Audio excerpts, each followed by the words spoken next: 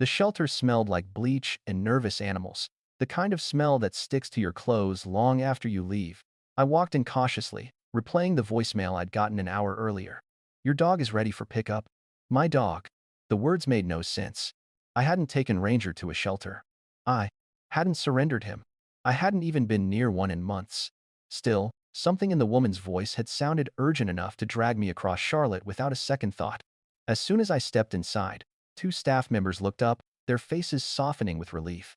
And before I even introduced myself, one of them said, "We're so glad you finally came for your dog." My heart stuttered. My, what? I whispered. The receptionist motioned for me to follow her down a hallway lined with kennels. Dogs barked as we passed, tails wagging, some terrified, some hopeful. My palms were sweating. My pulse was loud in my ears. None of this made sense. When we reached a corner room, another staff member opened the door with a sympathetic smile. "He's been waiting for you," she said gently. Poor thing was shaking when he came in. And that's when I realized whoever brought Ranger here had told them something awful. Then they brought him out. My boy, my 4-year-old shepherd mix, Ranger, came around the corner with slow, hesitant steps. His ears were pinned back, his tail tucked firmly between his legs. But the moment he really saw me, his whole body jolted like heat. He's been plugged into a power outlet. He let out a cry, half whine, half sob, and launched himself into my arms. I dropped to my knees, hugging him so tightly I thought I might break. But in his trembling, I felt the truth. He'd been terrified. Ranger pressed his face into my chest, as if trying to crawl inside me. The staff gave us a moment, but their eyes held a familiar look, judgment mixed with pity. Finally, one of them spoke. "We're relieved you came so quickly," she said. "Your sister told us you abandoned him." The sentence hit me like a fist to the sternum. My breath left my body. My hands froze in Ranger's fur. "My sister?" I repeated, barely able to form words. Hearing her name in a place like this felt like watching a nightmare form in daylight. I stood slowly, clutching Ranger's collar. "There's been a mistake," I said, my voice rough. "I never abandoned him." Someone, the staff, exchanged awkward glances. The receptionist stepped forward, holding a clipboard. "Your sister insisted you moved away and left the dog behind," she explained. "Said you didn't want him anymore." My vision blurred at the edges. I tasted metal in my mouth. My sister hadn't just lied. She tried to erase me from Ranger's world. It made no sense. Ranger was my shadow, my hiking partner, my comfort during sleepless nights. I'd adopted him after a rough breakup and a cross-country move. We'd survived thunderstorms, road trips, and last-minute relocations together. He wasn't a pet, he was family. My family. So the idea that someone my own sister had handed him over like discarded furniture made something inside me crack open. Because this wasn't carelessness, this was betrayal sharpened to a blade. The worker sighed and said, "We're just glad you came to get him." He didn't understand why he was left. I closed my eyes, swallowing down the guilt for something I hadn't even done. Ranger nudged my chin, sensing my distress, reminding me he still trusted me. But beneath the relief of having him back, something else simmered, something dark, something undeniable. Because if my sister went this far with my dog, what else had she tried to take from me while I wasn't looking? My name is Dylan Mercer. I'm 31 years old, born and raised in Raleigh, North Carolina, the kind of place where families grow roots so deep they forget other soil exists. My life has always been quiet, not out of fear, but out of preference. I like steady routines, calm mornings, simple days, a hot cup of coffee, a good playlist on the drive to work, and Ranger sleeping by the door waiting for me to come home. I never sought drama, never caused waves. But somehow, waves always found me, usually through my sister, Stephanie. I moved to Charlotte for work a few years ago, hoping the distance would give me room to breathe. New city, new office, new apartment, everything felt like a chance to build a life that was finally mine. Ranger made that transition easier than anything else. He was more than a dog. He was stability in a world that often felt too loud. On days when anxiety wrapped around my ribs, he'd nudge my hands until I smiled. On lonely nights, he'd curl beside me like a living anchor. He wasn't just my companion, he was the only constant I never had to doubt. Ranger saved me in ways I never admitted out loud. After breakups, he stuck by me. After I lost a job I loved, he'd drop his tennis ball in my lap as if reminding me the world wasn't ending. He got me outside when depression tried to glue me to the couch. He grounded me when Panic made my thoughts spiral. Anyone who saw us together could tell Ranger wasn't a pet. He was family. And the cruel irony is that it was family who tried to take him. My older sister, Stephanie, has always had a complicated relationship with my happiness. She craved attention the way most people crave air. If I got a new job, she'd criticize it. If I made a new friend, she'd find reasons to dislike them. Every joy I found, she tried to sour. It wasn't always obvious, sometimes it came wrapped in advice, other times in concern. But underneath it all was something sharp, bitter, and jealous. And whenever I gained something she didn't have, she seemed to lose a piece of herself. Jobs, relationships, friendships. She found a way to wedge herself into or against each one of them.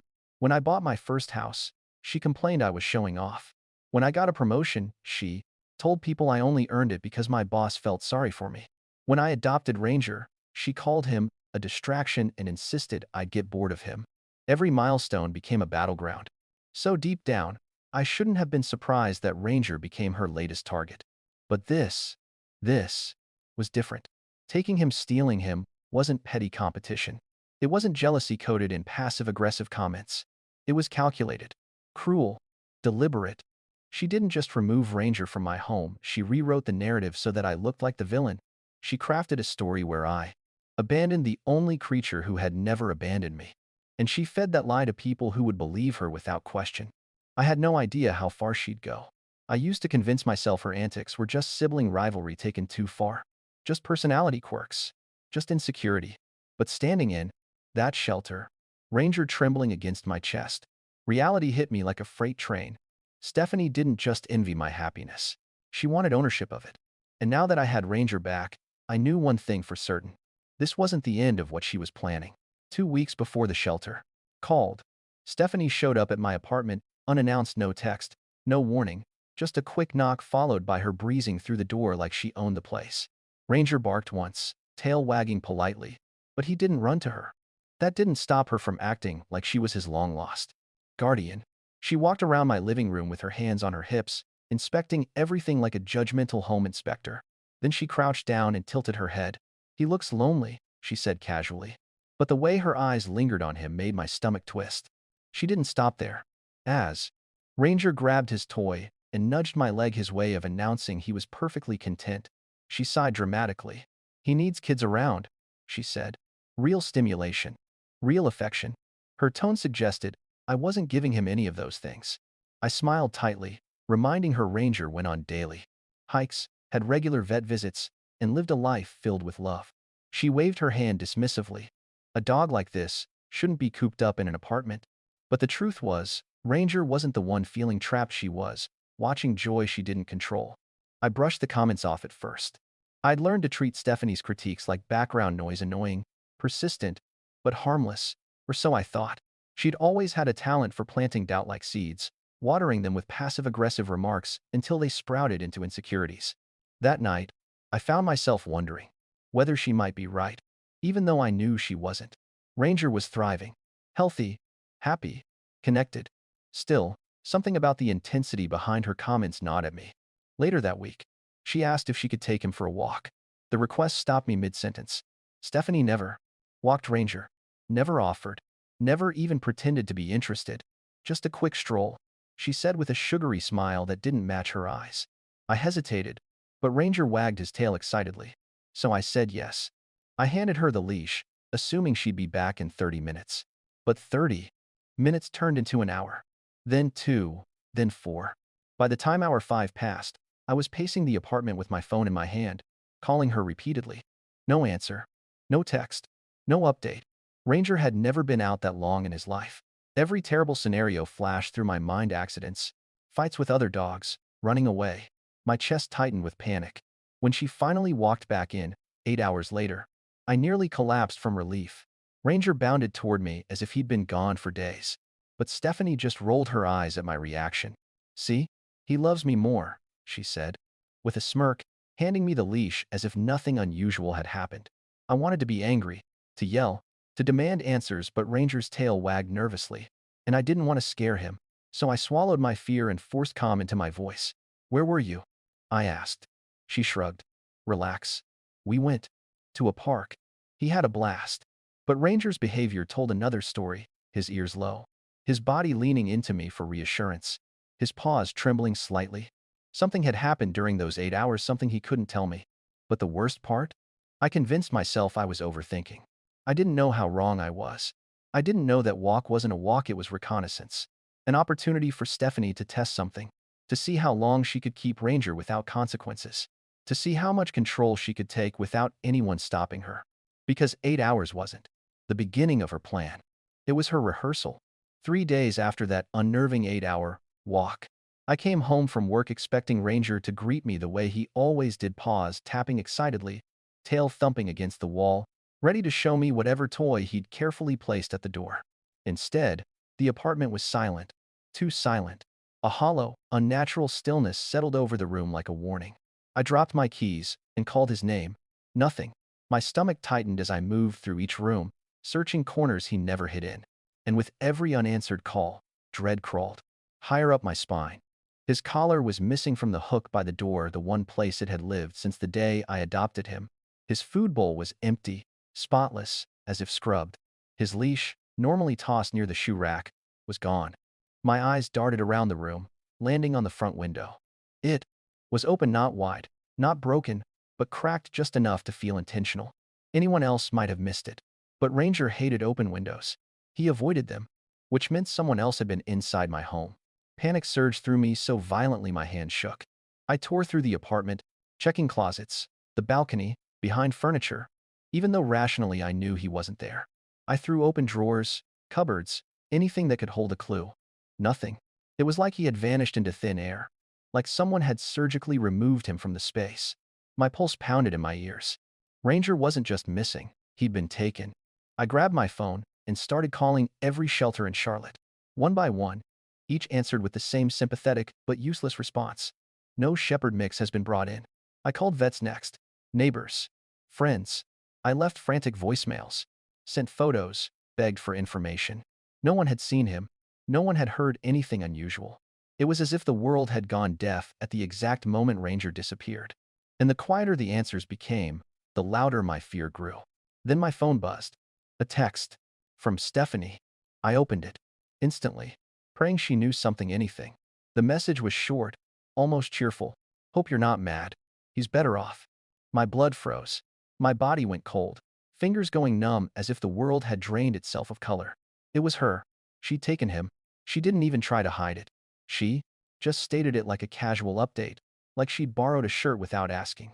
I reread the text again and again, hoping I misunderstood it, hoping there was sarcasm or a joke hidden somewhere. But there was nothing, just calculated cruelty, wrapped in 6 words. My vision blurred with rage and terror. I typed back so fast my thumbs could barely keep up. Where is he? What did you do? The message delivered. No typing bubble. No reply. I called her. Straight to voicemail. I called again. And again. On the 4th call, the voicemail greeting changed. Not because she answered, but because she blocked my number. The silence that followed was suffocating. Not just because Ranger was gone.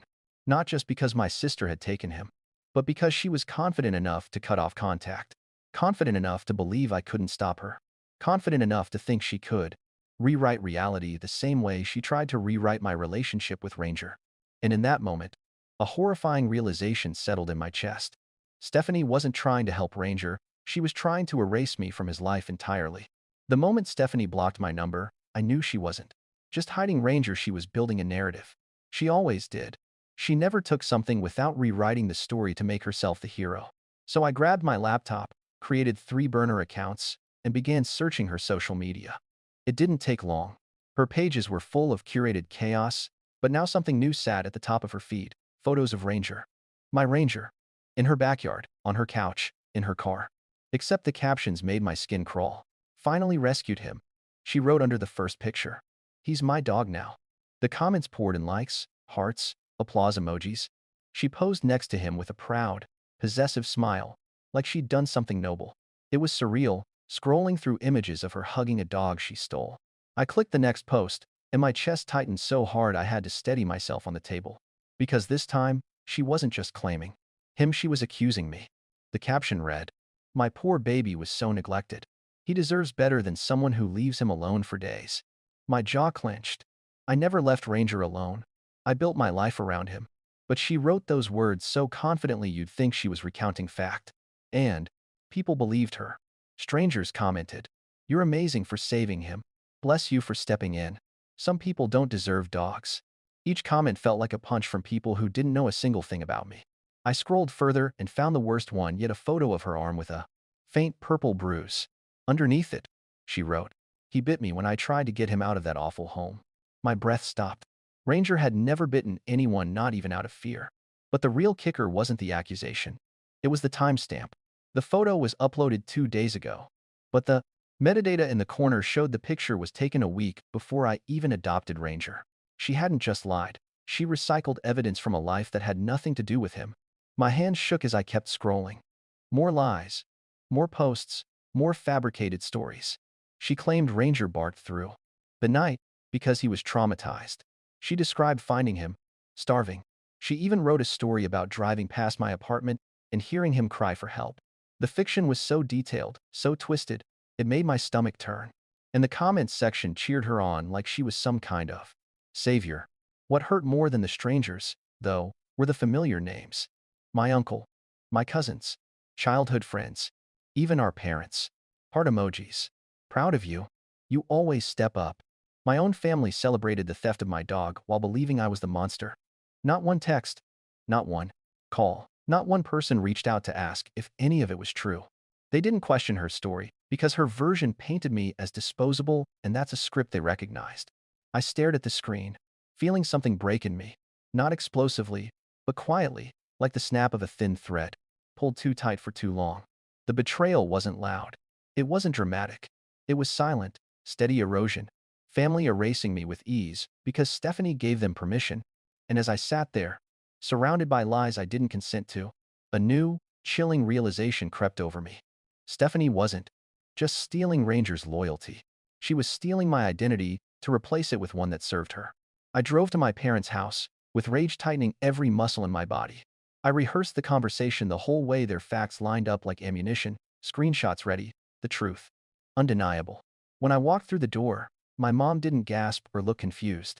She didn't even look guilty. She just sat at the kitchen table, sipping tea like she'd been expecting me. Like this was nothing more than a mild inconvenience. I barely got the words out, "Stephanie stole Ranger before." She sighed, long and dramatic. And that sigh told me everything. This wasn't a shock. This was a loyalty test. "Dylan," she said gently, "the way you speak to someone overreacting. Stephanie's been trying so hard to feel stable. Let her have the dog." I stared at her, stunned. Let her have him, as if Ranger were a toy or a piece of furniture. As if he weren't breathing, feeling, terrified.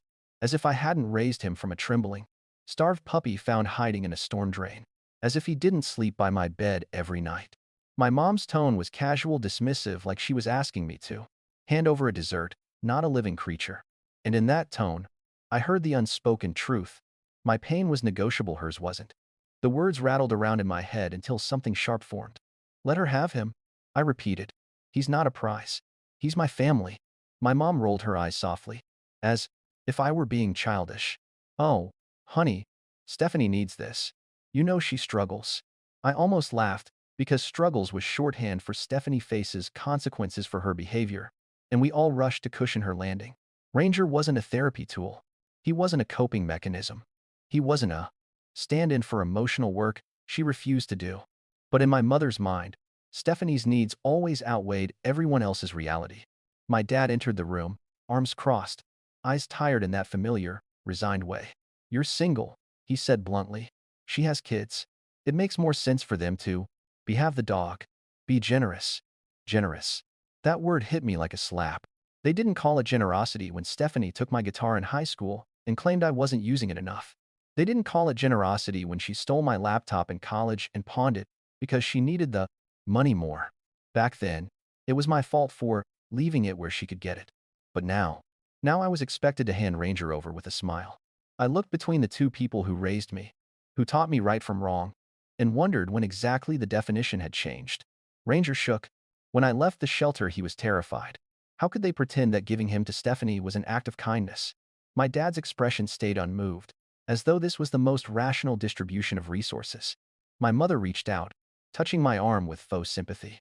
You have so much, she murmured. Let her have something for once. But it wasn't about letting Stephanie have something. It was about letting her have mine. I felt heat rising in my chest, the betrayal burning deeper than anger. Why is it always me? I asked, voice breaking before I could stop it. Why does she get everything she wants just because she demands it? My mom stiffened, the softness evaporating. Don't make this about the past, she snapped. And don't be dramatic. It's just a dog. Just a dog. The words cut so deep it felt like she'd carved them into my ribs. But the moment that truly shattered something inside me came next. My father sighed and said, "You know how your sister is. It's easier this way. Easier. Not right. Not fair. Just easier." And as I stared at them, my parents defending a thief, they looked back at me with disappointment for even questioning their logic. It was in that moment I finally understood. They didn't want peace, they wanted obedience. When I returned to the shelter, Ranger stayed glued to my side, his tail tucked, his eyes flicking nervously at every sound. It was like he was afraid someone would pull him from me again. The staff asked me to step into a small office walls covered in posters about adoption, spay, neuter programs, and lost pets. But the air felt heavy, like what they were about to say wasn't just procedural. The shelter manager closed the door gently, folded her hands, and said, "Dylan, we need to tell you everything." And from the tone, I already knew this wasn't going to be a simple misunderstanding. The manager pulled up a digital file on her computer and turned the screen toward me. "Your sister filled out the surrender forms in your name," she said. The words echoed in my ears. Unreal. My breath hitched as I leaned closer. There it was, my name, my address, my phone number, written in handwriting that wasn't mine. Dates forged, reasons fabricated, all under the claim that I no longer wanted Ranger. It wasn't accidental. It wasn't impulsive. It was calculated. Identity theft. "She forged your signature," the manager continued. She clicked a second page, my supposed signature scrawled at the bottom like a twisted imitation. The loops were wrong. The slant was wrong. The entire thing looked like a child's rendering of my handwriting, but legally, it was enough to confuse the system until I showed up. I felt heat grow behind my eyes, the kind that came from anger and heartbreak braided tightly together. Stephanie didn't just take Ranger, she impersonated me to do it. "And there's more," another staff member said gently. She pulled out a physical, Form 1 I hadn't seen yet. "She also told us you moved out of state and left Ranger behind. She claimed you didn't have the resources to care for him anymore." My stomach twisted. That wasn't just lying, that was rewriting my entire relationship with Ranger. Erasing my care, my devotion, my life. With him. She wasn't just stealing my dog. She was trying to dissolve my role in his life entirely. The manager hesitated before revealing the next part. She asked us to mark Ranger as ineligible for readoption to former owner. My hands went cold. "Meaning?" I asked, afraid of the answer. "Meaning that if you ever came here looking for him, staff should refuse to give him back." I stared at her, stunned, horrified. "She said you were unstable," the manager added softly, "and that you might try to claim him out of spite." Stephanie didn't just block my number. She tried to block my existence from Ranger's future. The staff quickly reassured me that surrender laws require proof, and that once I arrived in person with proper ID, they had no legal grounds to keep him from me. "We had to return Ranger to you today," the manager said. "But your sister could contest or ownership if she files certain claims." She handed me a small stack of documents. "We wanted you to have everything in writing, just in case." Just in case. The phrase chilled me, because it meant the battle wasn't over. They slid the paperwork across the desk, copies of fraudulent forms, timestamps, surveillance notes, even the staff logs describing Ranger's condition upon arrival. Every page felt like evidence in a case I never wanted to build. Ranger whimpered softly, nudging my leg, as if sensing the tension. His ears folded back, and he pressed his head against my thigh, trembling, like he was afraid that even now, even here, someone would tear us apart again. I crouched down and wrapped my arms around him, feeling his heartbeat racing against mine. The staff watched quietly, their expressions gentle, but strained, because they knew what I knew. People willing to go this far rarely stop on their own. When I stood up, documents in hand and Ranger leaning against me, one truth settled like a stone in my chest. Stephanie didn't just want him. She wanted a world where I didn't exist at all. I didn't wait. I didn't cool down. I didn't rehearse. I drove straight to Stephanie's house, with Ranger trembling in the back seat, refusing to let him out of my sight for even a second. Every mile felt heavier. Every red light a reminder of everything she'd done. When I pulled into her driveway, Ranger whimpered softly, sensing the tension. Through the glass. My hand shook as I unbuckled him. "It's okay," I whispered, though I barely believed it myself. Because this wasn't just a confrontation, this was the moment everything would finally break. She opened the door before I could knock. That smug smile, the same one she wore in her fake rescue photos, spread across her face, like she was ready to perform for an audience. But the second she saw Ranger at my side, her expression changed. Her eyes narrowed into something sharp, cold, predatory. "You stole him back," she snapped, the words dripping with venom. Ranger pressed into my leg, ears pinned back. And in that moment, I realized she wasn't angry because she lost him. She was angry because she lost control. "No," I said quietly, firmly. "You stole him from me." For a heartbeat, she just stared, stunned that I dared challenge her script. Then she exploded. "Stephanie!" Screamed so loudly Ranger flinched. She rammed her palm against the doorframe, face contorted. "You don't deserve him," she shouted. "You don't deserve anything." Neighbors peeked out of windows. Cars slowed on the street. But she didn't care. Stephanie always believed volume equaled victory. And, the louder she shouted, the more clearly I saw the years of cruelty behind her mask. Before I could react, she shoved me hard. My shoulders slammed against the porch railing. Ranger barked, stepping in front of me protectively. Stephanie jabbed a finger at me. "You're irresponsible. You're selfish. You would ruin Ranger the way you ruin everything." Each accusation hit with the weight of years of resentment, all the things she never said out loud now spilling like poison. But none of it was about Ranger. This was about her lifelong belief that anything good in my life belonged to her by default. Her kids stood behind her in the doorway, wide-eyed, silent, clutching stuffed animals, little faces confused and worried, watching their mother unravel. And as Stephanie hurled her insults, something in me shifted. The anger I felt, it didn't land on her. It landed on the tiny, frightened witnesses behind her. They watched their mother try to take something she wanted simply because she could. They watched her crush boundaries, like stepping on ants. And I realized those kids were growing up thinking this behavior was normal. My heart didn't break for Stephanie. It broke for them. I held Ranger's collar gently as he let out a low growl, not aggressive, just protective. "You forged my name," I said, voice steady despite the chaos. "You lied to the shelter. You lied to everyone. You terrified him." Her face twisted with fury. "He's better with me," she yelled. "You don't deserve him. You don't deserve anything." It was the same refrain my parents used, the same message I grew up swallowing. "Your needs don't matter, hers do." She lunged forward again, but this time I stepped back, putting space between us. Ranger barked sharply, a warning. Her kids flinched. Stephanie froze, suddenly aware of the eyes watching her, not mine, but theirs. For the first time, uncertainty flickered across her expression, just for a second, then she spat. "You think you're better than me?" And the quiet truth inside me answered, "I think I finally understand. You."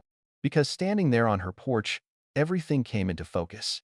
Stephanie didn't want Ranger for love. She wanted him so I wouldn't have him.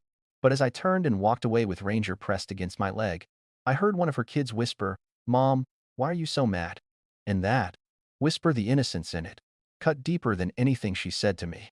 The morning after the confrontation, I woke up exhausted, not from lack of sleep, but from the weight of everything that had been building for years. I sat at my kitchen table with Ranger curled protectively at my feet. He watched every move I made, as if afraid I'd vanish the way he had. That fear in his eyes lit a fire in me, a determination I'd never felt before. I opened my laptop and typed the first step toward ending this cycle: a police report. I drove to the station with every fraudulent document. The fences shelter had given me copies of forged forms, timestamps, staff statements, even the surveillance note showing Stephanie dropping Ranger off. The officer who took my statement frowned deeper with each page. "This isn't just a misunderstanding," he said. "This is fraud, identity falsification in 24. Possibly breaking and entering." Hearing it out loud gave me both validation and grief. Validation because I wasn't crazy. Grief because it meant my own sister was now part of a criminal report. But protecting Ranger mattered more than protecting her feelings. Next came the restraining order. I explained the pattern: her past thefts, her escalating behavior, the forced entry into my home, the danger she presented to Ranger's safety. The clerk handed me a packet thick with instructions and legal language. The kind of thing that would have intimidated me months ago. But not now. Not after. Knowing how far she was willing to go. Not after seeing the fear in Ranger's body when he recognized her voice. This wasn't vengeance. It was survival. When I got home, I installed cameras inside, outside, facing the windows, the doorways, the back balcony. For the first time in my life, my home felt less like a sanctuary and more like a fortress. Ranger followed me around as I screwed mounts into the wall, occasionally letting out a soft whine. He knew something had changed. He felt it too. And each time he nudged my leg for reassurance, I reminded myself why these steps were necessary. Because vigilance was now the price of safety. Then I took Ranger to the vet.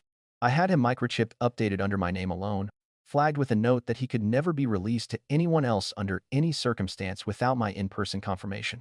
The tech scanned him, updated the registry, and handed me the printed proof. I stared at the paper for a long moment, relief washing through me. Now, even if she tried again, there'd be a legal and physical barrier she couldn't cross. It was the first time since all this began that I felt we were no longer vulnerable prey. And then my phone rang. My parents. Screaming, crying, accusing. They said I had destroyed family unity. They said I was being vindictive. They said Stephanie only wanted to feel loved. Every sentence twisted reality into knots, painting her as the victim and me as the heartless enforcer. I tried explaining calmly, rationally, but they didn't want logic. They wanted compliance. When I didn't give it, my mom's voice cracked with a familiar bitterness. You always make things difficult.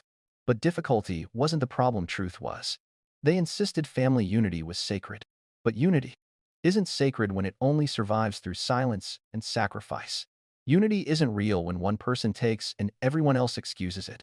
Unity isn't love when it demands you accept harm with a smile. My parents weren't defending family, they were defending the illusion of one. And I finally stopped playing along. Stephanie had a pattern, taking whatever she wanted and justifying it however she pleased. My parents had a pattern too, looking away, minimizing, smoothing the edges so she never had to face consequences. For years, I absorbed the damage so the illusion could remain intact. But not anymore. When I hung up the phone, Ranger placed his head on my knee steady, grounding, loyal, and for the first time, I realized this wasn't the destruction of my family's story. It was the beginning of writing my own. Months have passed since the day I walked away from my parents' house, and the chaos that lived behind that front door. Time didn't erase anything, but it softened the edges, dulled the noise, and helped me breathe again. Every night, Ranger curls against my side, his warm weight grounding me in a way no human ever has. His breathing is slow, steady, peaceful. The first few weeks, he couldn't sleep unless his body touched mine. Separation anxiety clung to him like a shadow. But gradually, the tremors stopped. His nightmares faded, and in his healing, I realized mine was finally beginning too. My separation anxiety eased with his. I didn't realize how tightly I'd been holding fear in my muscles until it started slipping away, fear of losing him. Fear of Stephanie's next move. Fear of being blindsided again. Sometimes I'd wake up at 3 a.m., glance at Ranger sleeping beside me, and feel a wave of relief so powerful it almost knocked me over. We were safe. We were together. And for the first time in a long time, we weren't waiting for the next crisis. Because the crisis was no longer welcome in our lives. Stephanie still posts about me online. She still plays the victim, still paints herself as the hero who saved a neglected dog from an unstable owner. Every few weeks, a new rant shows up screenshotted and sent to me by a mutual friend who thinks they're helping. She writes fictional stories about Ranger, missing her, and about me, brainwashing him against his real family. I used to read every word, trying to understand her mind. But one day, I simply stopped opening them. Because her narrative only had power when I allowed it space in my life. She still tries to rewrite the entire story, deleting her old lies when they stop gaining sympathy, posting new ones to stay relevant. She's not trying to win Ranger back. She's trying to win the version of reality where she's always the one who's right. But the truth stands firm in my home, sleeping at my feet, greeting me at the door, licking my palm when I overthink. The truth has brown eyes and a wagging tail, and no tolerance for her fiction. But here's the thing. I don't care anymore. Not about her illusions. Not about the family's disapproval. Not about the whispers that try to paint me as the villain in a story I didn't write. None of it touches me now. Ranger doesn't care, Either he doesn't know about lies or posts or narratives. He knows only one thing: I came for him, and I stayed. And sometimes the simplest truths are the most unshakable. Our life now is quiet, peaceful, gentle. Mornings with coffee and sunlight. Evening walks where Ranger trots confidently beside me. Weekend hikes, movies on the couch. So many small, ordinary moments my family always dismissed as boring. But boredom feels like luxury after years of chaos. And every calm day feels like reclaiming something I never knew I'd lost. Sometimes, love really is simple. It's feeding someone every day, protecting them even when it's difficult, staying loyal when things get messy. Love doesn't demand ownership or sacrifice of identity. Love doesn't need control or permission. Love doesn't need to be forced. Ranger taught me that with every nudge, every wag, every moment he chose me without question. My family never did. And as I watch him sleeping beside me each night, one truth settles deeper than all the rest. Love doesn't need permission. It just needs the right home to grow.